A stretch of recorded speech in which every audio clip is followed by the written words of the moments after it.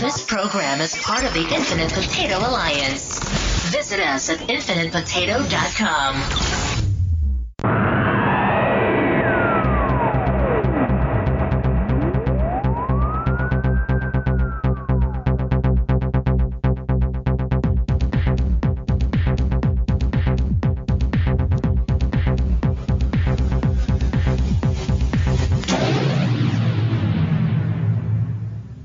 I'm Shane Thomas and this is Analysing Doctor Who. I'm joined today by Fennick and Chris Kocher, and this is our second episode retrospective.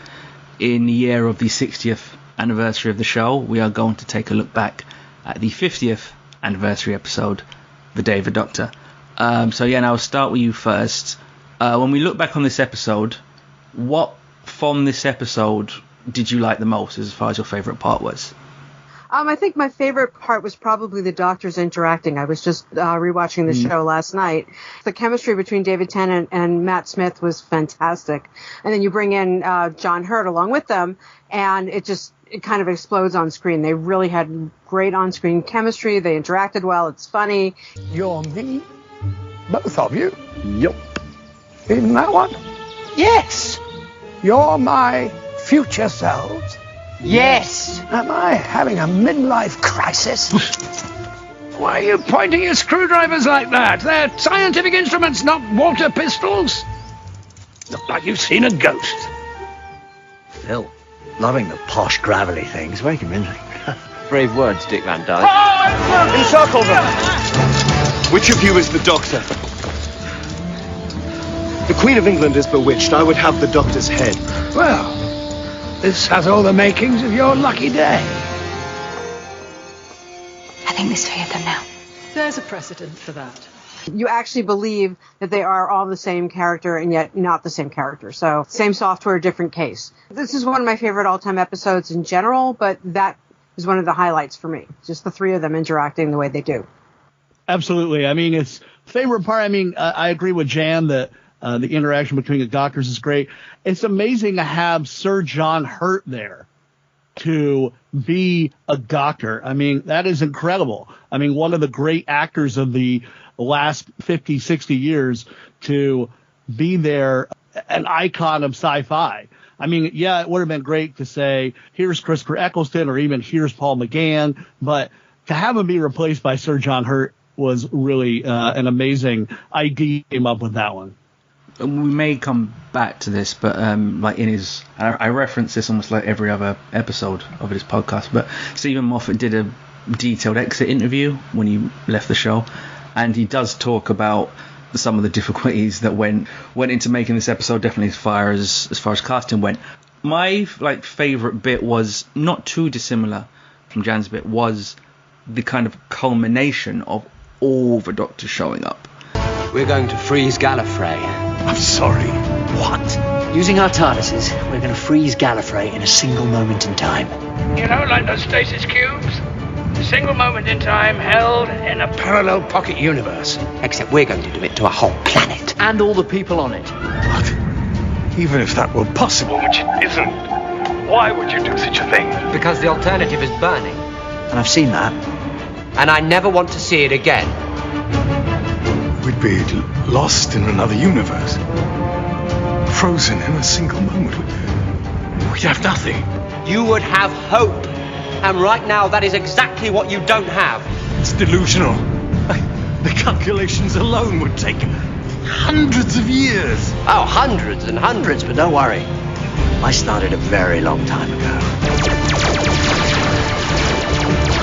Calling the War Council of Gallifrey. This is the Doctor. You might say I've been doing this all my lives. Good luck. Stand by. Ready. Commencing calculations. Soon be there. Across the boundaries that divide one universe from another. Got to lock onto his coordinates. And for my next trick, I didn't know when I was well off. All 12 of them. No, sir. Ah! All 13! Partly because it was an anniversary episode, a multi-Doctor episode, there is always an expectation that you have to lean towards the older fans and the day ones, and you've got to refer to the show's past. And Moffat was inherently limited by the fact that most of the doctors kept on screen. That can't happen because they're too old or too dead. I wasn't expecting much. Very awkward, very inconvenient of them. It is very inconvenient of them, you know, when you're trying to write an episode referring to the whole legacy of the show. So I was like, okay, we've got these 3 and that'll be our 3. So this conceit, I thought, was such a smart conceit because you do kind of get to feature all of them, and not only that, you make it a critical part actually of the episode, of the narrative itself. Like, it didn't come off to me watching it as him scrambling to find a way of how can I get all the doctors in? How do I get all the doctors in? I'm sure that's probably what he was thinking when he was writing it, but it actually felt, in the context of the episode, that this was the only chance the Doctor had to avert the Time War, was to bring every one of himself that existed at that time to the fight, rather than... So like, I think of The Power of the Doctor, Jodie Whittaker's last episode, and you do have inclusions of the older Doctors, and I really like that bit. We did a pod on that already, and while I did like that bit, it did also feel as Chris Chibnall was just trying to get these guys in. Now, I didn't mind that, but it didn't feel the episode needed that. That didn't feel an organic part of the narrative. This felt like an organic part of the narrative.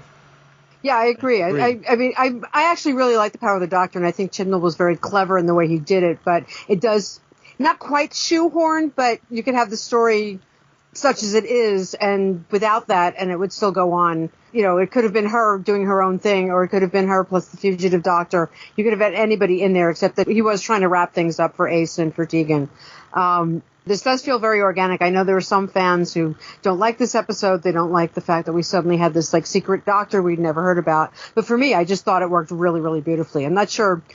Name of the Doctor doesn't quite work as well in terms of a bridge, but I don't care because this Hurt's performance and the way the character's written and the way everything fits in, I think is beautiful. I think also if you use Eccleston could have worked in that situation. I don't actually think that McGann could have, because everybody sort of sees him as like this positive romantic figure. And I think Night of the Doctor, which of course is the little prologue that goes into this, works really well for me because you're showing why it's not Paul McGann and why it's not the 8th Doctor and why we go into the 9th. We need somebody who's specifically a warrior or a killer, whereas McGann isn't. So I'm kind of happy that the 8th Doctor was not, I don't want to say tainted, but he's not like colored by what's going on with the war and being that murderous, etc., or at least the intent to be that murderous. Well, that would change how we viewed him. We view people based on what they say and do, and that would change. You meet someone, you have opinion of them, you find something else about them, and then you think, oh.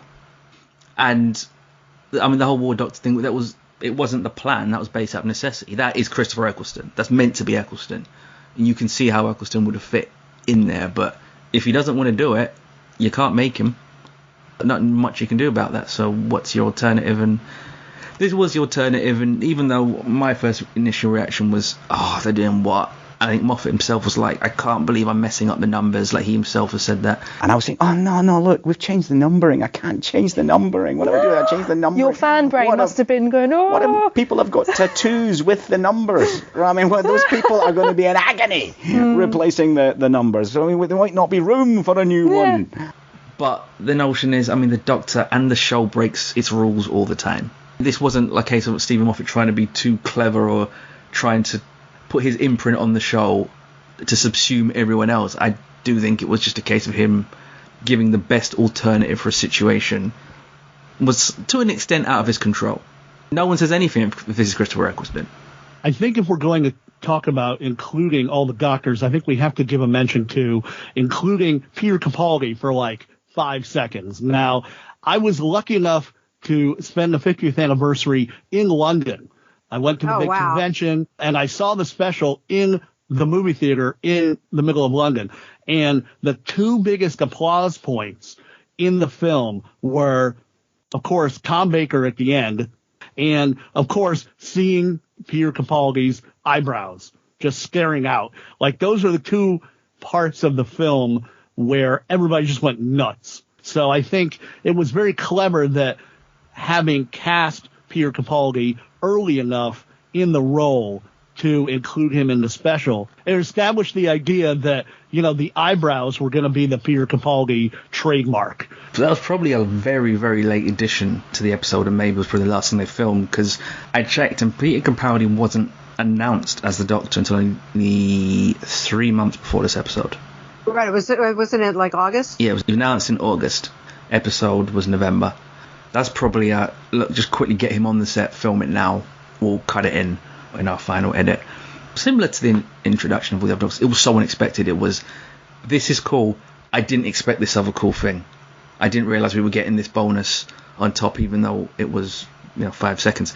And because it also touches this scene, touching something interesting about the whole character, because it basically says that the Doctor's been working on this whole thing throughout incarnations 1 to 13, and that through all the adventures that have been on screen since 1963, the Doctor has known that they've been working on this really, really important thing in the background. So while the Dalek invasion of Earth and the Caves of Androzani and Face of Evil and Ghostlight, while all that's happening, the whole time the Doctor also knows that I've got this other thing going on, and if these calculations don't work, Gallifrey's done. He's been juggling this big adventure in the background that they're getting closer to with the adventure that's happening every week on the show. And it's a retcon of sorts, but it does work because the Doctor is so inscrutable and mysterious, and we actually know so little about them, that it does track that they could be working on this huge thing without ever telling anyone, or without it being a distraction from the adventure that they're on. Because Time Lords aren't humans, and this character has so many secrets that the characters have this massive secret that will be revealed at this time. Yeah, that doesn't feel a stretch. So it's a fun scene in and of itself, but it also totally aligns with everything that we do know about the Doctor. And it makes you wonder, like, how exactly was that communicated to the first Doctor? Like, did he just get, like, an email, or, like, did some holographic, like, 11th Doctor just show up and say, hey, you need to work on this? And he said, okay.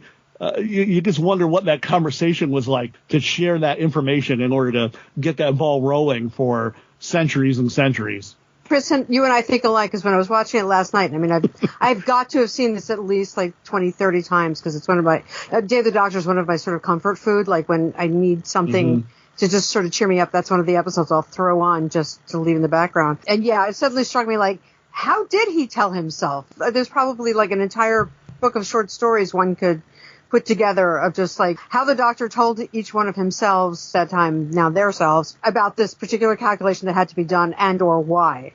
That's a thread that's hanging there, but I think Moffat did that on purpose. Like, use your imagination. You can decide how you want this information to have been passed on to each one of his selves. It works as perfect, like headcanon. It's the kind of thing that if Moffat was still writing for the show, he probably would write a 5-minute episode, because he did do those quite a lot, very much like with The Night of the Doctor, which was a great thing for Paul McGann. But my headcanon always is that however it was communicated, it couldn't work on the show, because I always think the way the Doctor would communicate such important, complicated information with themselves would be too complicated for human beings to understand. Because I always have the view that the Doctor dumbs themselves down when they're around human beings. If Time Lords really communicated the way they would communicate in a normal way among each other, we wouldn't understand it. Like when you're an 8-year-old and you're hearing grown adults talk, you don't understand what they were talking about, even though they're talking the language you speak. It would be like that for us. Okay, if we move on, Chris, to what from this episode did you like the least? I put a lot of thought into this one, and I couldn't think of anything. I mean, I really think that this episode is one of those that every moment to me adds up to something that is really special. I mean, it really was a complicated kind of thing to put together. And I don't really necessarily have a least favorite moment. Jan, you've seen this apparently more than me. So do you have a least favorite moment? No, I was just going to say you and I are thinking alike again, because I was watching it very carefully again last night just to see, like, let me try to find something I dislike. And I really don't. I mean, I think the only thing I can say specifically, and it's just a personal aesthetic thing, is the Zygon transformation is like one of the grossest things I've ever seen. Definitely on Doctor Who, and probably one of the grossest things I've seen in general. And I'm kind of squeamish about things, so I always have to close my eyes. I can't deal with just when the Zygon turns into Kate and just like spewing red goo, and there's the suckers being grown, et cetera, et cetera. Like, it freaks me out. So that particular transformation, that's probably the one thing I don't like, but it works really well. It just, for me, it makes me uncomfortable because visually it just kind of disturbs me. Really nothing else I can think of that even remotely, like, no, I can't watch this or what have you. It's funny you mentioned that, Jan, because as I watched it earlier today, I was like, man, that's really